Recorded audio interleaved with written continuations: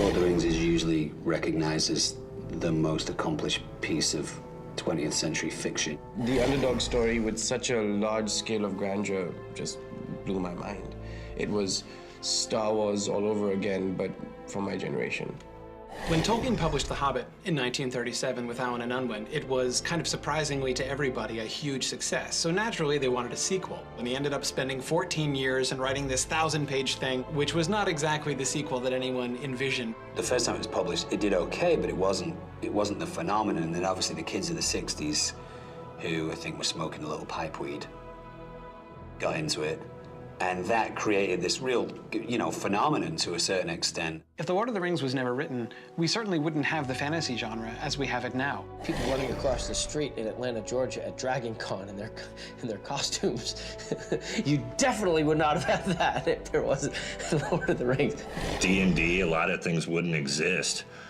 World of Warcraft wouldn't exist if it wasn't for Tolkien and Lord of the Rings. The fantasy stuff all comes from there. It's kind of the fantasy book. I think role-playing games would exist if it wasn't for Lord of the Rings, but I think they would be stupid. Like Rapunzel, the game, or something like that. Someone, knowing that I was a huge fan of Tolkien, said to me, oh, did you know that there's like 4 Led Zeppelin songs where they mention the Lord of the Rings? And I was like, really? Wow, that's kind of cool. So that got me into Led Zeppelin. Obviously, when the movies came out, a whole new bunch of people started reading it, and it also crossed over into girls reading it a little bit more, because when the movies came out and they saw how beautiful Orlando Bloom is. The audience was an amalgamation of every culture, every stereotype of, like, the jock liked it, the nerd liked it, the hot girl liked it. It's just this special place that Tolkien created that we all communed with for a certain period of time. After the movie, the books became bestsellers in India, and that's what I thought was fascinating, is that it was not just a ethnocentric view of the way the world was. It was, wow, look at all these different cultures coming together to take on one evil. We were traveling with Pete Jackson, we got off a plane in Japan, actually, and the airport was just insane, And Pete said, this must be like what Beatlemania felt like. You can feel it everywhere. You can see it in a lot of different television shows. We did an entire episode. Wolowitz finds a ring, and then we mathematically calculate that that is the one ring, and it tears us apart. To dedicate an entire episode is, so we're huge fans. It's even got the Elvish engraving on it. It's not Elvish. It's the language of Mordor written in Elvish script.